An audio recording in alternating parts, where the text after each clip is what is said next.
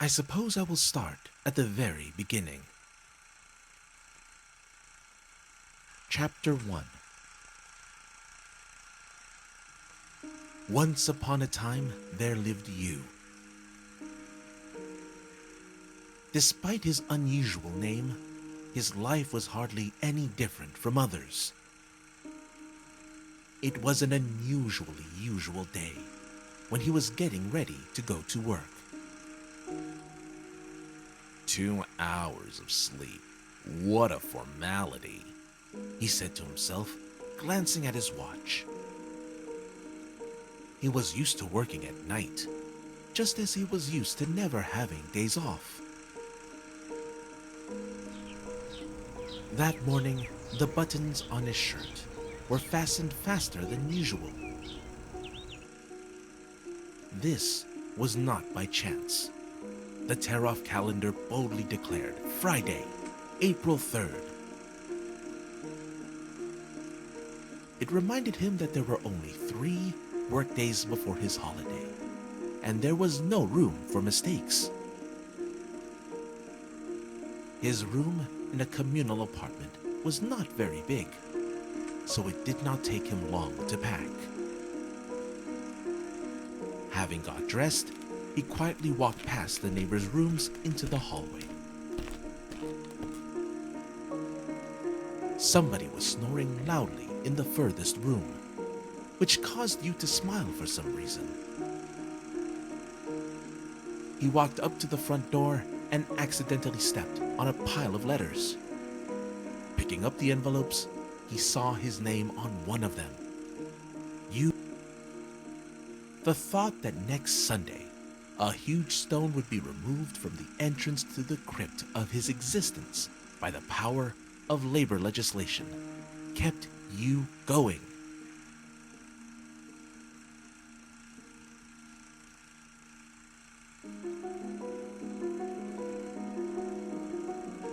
The trip to work took him by several blocks. He considered early morning to be an extremely pleasant time of day. Universal euphoria. Although euphoria usually precedes inevitable death. As soon as he went into the park, he saw a kid in ragged clothes running away from a pack of stray dogs. His eyes caught a swiftly ticking clock hand.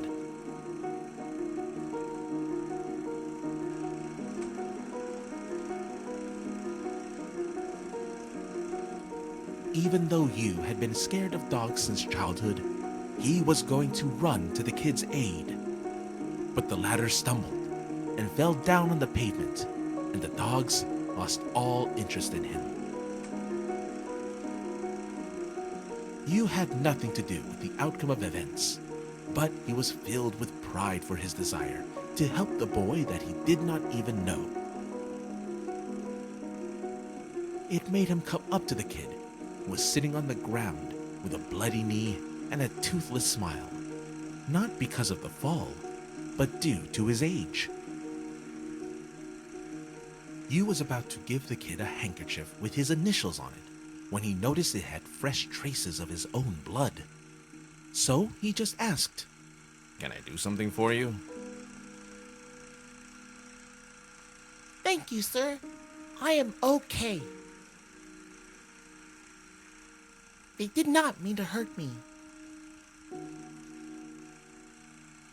At that moment, Yu saw his boss in the distance and hurried to work, shouting a quick, "Be careful," over his shoulder. On the way to the office, the thought about how strange it felt to be addressed as Sir bounced around in his head. Although he had passed a 30-year-old milestone, he felt closer to the kid with a bloody knee than to sirs of any kind, even the least important of them. Yu went up 3 flights of stairs and found himself on the top floor. It was the office of the insurance company where he worked. The door was unlocked. Was he late? He tried to walk in, but was stopped by a stranger. Wait! Where are you going?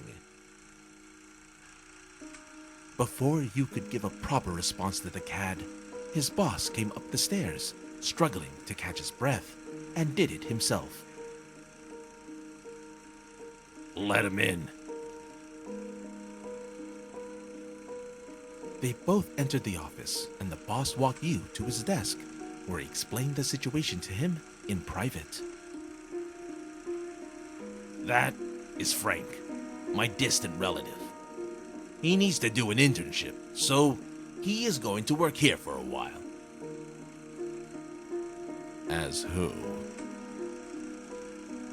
As a security guard. To avoid any further questions, the boss turned around and went to his office.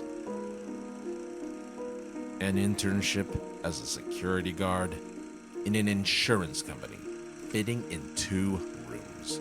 Ridiculous. If I was blessed with a writing talent, I would definitely immortalize this, you thought. You got down to some clerical work. You found a moment and took the morning letter out of his pocket. Glancing at the address line, a chill went through Yu's body for a split second. From Dorina. Yu was confused by the seal on the envelope, indicating the place of departure. No leave grad. Is she really coming back to Kenot? He said out loud. Suddenly, there was a curious voice saying, "Who is coming?" Yu did not answer and continued reading. Dear Yu, my doctor's suspicions are confirmed. I have the same disease that struck you. I thought it over and decided that we need to break up. It may seem that something like this should bring people closer, but it would be unfair to myself. We can have our last date on the morning of April 3rd in the Seafront Cafe, and then I will leave Kenot and go abroad. He felt dizzy.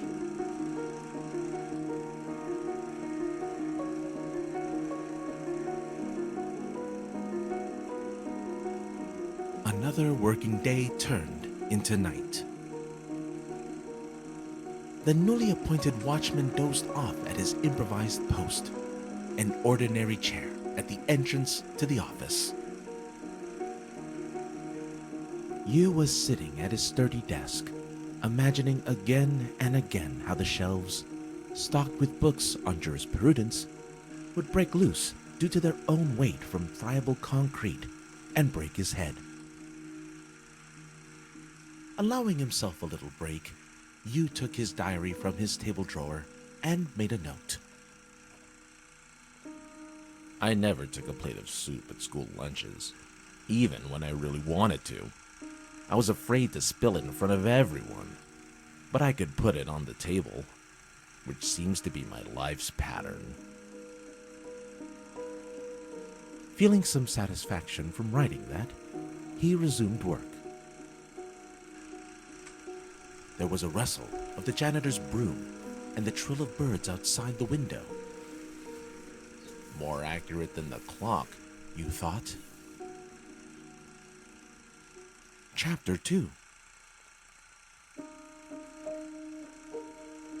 On the second day of work, every sip of coffee came out of his nose as blood. Covering his nose with his hand, Yu went to the restroom.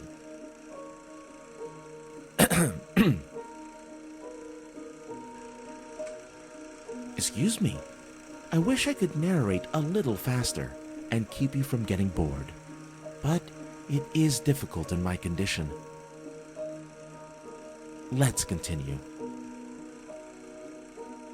Returning to his workplace, Yu saw Frank sitting at his table and leafing through his personal diary. Such violation of personal boundaries, it seemed, was about to put Yu out of temper.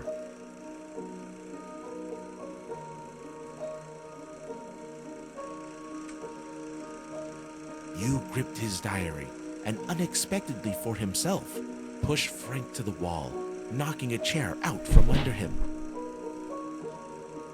The shelves above Yu's desk shook and fell on Frank, lying in a fetal position, covering his head with his hands. Yu did not hear the sound of the shelves falling. There was nothing but inner noise in his head. Engulfed with righteous anger, Yu stood over the defeated guard.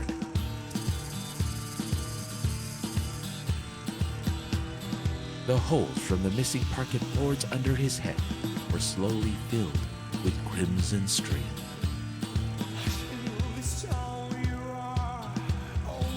Oh,